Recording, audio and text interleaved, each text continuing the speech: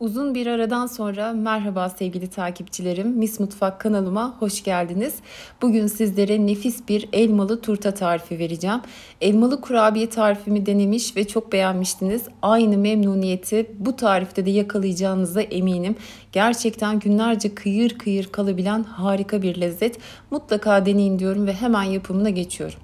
4 adet iriye yakın elma kullandım. Eğer elmalarınız küçükse 5 adet de kullanabilirsiniz. Kabuklarını ve çekirdek kısımlarını temizledikten sonra hepsini rendeliyorum. Rendelemiş olduğum elmaları yanmaz yapışmaz yüzeyli bir tavaya aktarıyorum. Ve klasik 200 mililitrelik su bardağı ile 1 su bardağı toz şeker ekleyip pişmeye bırakıyorum. Kurabiyede de turtada da çok önemli bir püf noktasıdır. Mutlaka elmalı iç harcınızın suyunu çekip macun kıvamına gelene kadar pişmesi gerekiyor. Eğer çok az bir miktar sulu bırakırsanız hamurunuzu yumuşatır. Dolayısıyla kıyır kıyır gevrek bir hale gelmez. İç harcım soğuduktan sonra 1 çay kaşığı tarçını ekleyip karıştırıyorum. Tarçını lütfen ilk başta atmayın. Tadını ve aromasını gerçekten çok değiştiriyor. O yüzden soğuduktan sonra ilave edin. Şimdi hamurumu hazırlamaya başlayabilirim. 125 gram oda sıcaklığında iyice yumuşamış tereyağı, 1 çay bardağı sıvı yağ, 1 adet yumurta, 3 yemek kaşığı nişasta, buğday ya da mısır, elinizde hangisi varsa onu kullanabilirsiniz. 3 yemek kaşığı pudra şekeri, 3 yemek kaşığı su,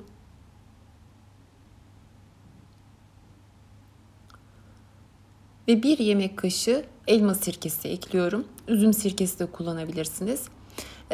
Kesinlikle sirkeden dolayı endişeniz olmasın.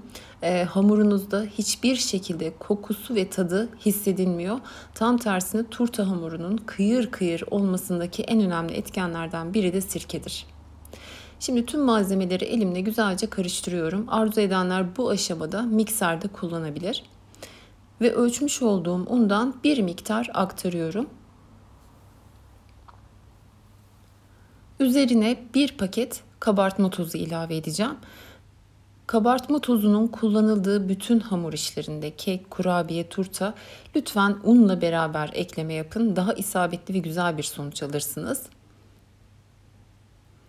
Bende toplamda 3 su bardağı klasik 200 mililitrelik bardakla un gitti. Ama hamurun kıvamını lütfen yakından daha da görün. Çok rahatlıkla kabından sıyrılabilen, toparlanabilen, elinize yapışmayan bir kıvamda olacak. Yumurtanızın büyüklüğü, ununuzun kalitesi bunu 1-2 yemek kaşığı eksiltip azaltabilir. Lütfen buna dikkat edin. Şimdi kalıbımı hazırlamaya başlayabilirim. Gördüğünüz gibi kalıbım alt tabanı çıkabilen turta kalıplarından değil. Tabanı sabit. Zaten turta kalıbı kullanmak zorunda da değilsiniz. Elinizde kare bir borcam, kelepçeli bir kek kalıbı ya da yayvan bir kek kalıbı da kullanabilirsiniz. Sadece borcam kullanacak olanlara şöyle bir tavsiyem var. Tabanı daha geç pişebilir hamurunuzun. Lütfen buna dikkat edin. Ve lütfen ters çevirerek çıkarmaya çalışmayın. Servis tabağını çıkarmadan önce borcamda dilimleyip o şekilde ikram edebilirsiniz. Ama kek kalıplarında ters çevirip çıkarmanız mümkün. Onu da sizlere birazdan göstereceğim. Hamurumun 1/3'lik bir kısmını üzerini süslemek için ayırdım. Geri kalanını avuç içiyle bastırarak inceltiyorum. Bu şekilde yaparsanız hamurunuz daha eşit ve dengeli bir şekilde kalıba yayılacaktır. Ve kenarları da parmağımla böyle yükselterek kalıba yaydım. Artan hamuru bir buzdolabı poşetine aktarıp derin dondurucuda biraz bekleteceğim. Bu şekilde sertleşecek ve istediğim gibi rendeleyebileceğim. Ama arzu edenler 2 yağlı kağıt arasında oklava ya da merdane ile biraz inceltip kurabiye kalıpları kullanarak da şekil verebilir. Elmalı iç harcımı hamurun üzerine eşit bir şekilde dağıtıyorum. Baktım kenarları biraz fazla yükseltmişim. Onu da işaret parmağımla hamuru biraz aşağı indiriyorum ki kalıptan çıkartırken yani ters çevirirken bir kırılma olmasın. Derin dondurucuda hamurumu bekletmiştim. Sertleşmiş birazcık ve gayet rahat bir şekilde rendeliyorum. Bu şekilde görüntüsü gerçekten çok hoş oluyor. Ve üzerini düzeltip turtamı önceden ısıtılmış 180 derecelik alt üst ayar fırında pişmeye bırakıyorum.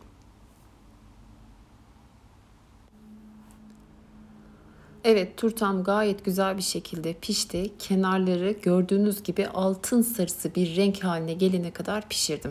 Şimdi sizlere kalıptan nasıl çıkarttığımı göstereceğim. Daha önce söylemiştim, kalıbım sabit, alt tabanı çıkmıyor. Bunun için düz bir tepsi ya da benim kullandığım gibi bir balık tavasının kapağını kullanabilirsiniz. İlk önce tepsiye turtanızı ters çevirin. Gördüğünüz gibi tabanı da çok güzel pişmiş ve daha sonra servis tabağını tabanın üzerine oturtarak tekrar ters çevirebilirsiniz. Bu şekilde rahatlıkla turtanızı servis tabağına aktarabilirsiniz. Şimdi üzerine birazcık pudra şekeri eliyorum ve sizlere turtamın iç görüntüsünü, kıyırlığını daha detaylı bir şekilde yakından göstermek istiyorum.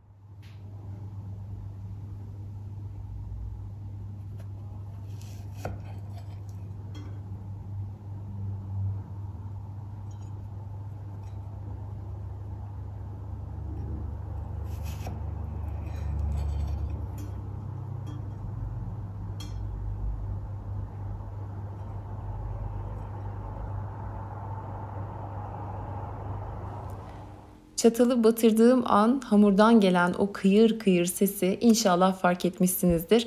Mutlaka denemenizi tavsiye ediyorum. Gerçekten efsane bir lezzet.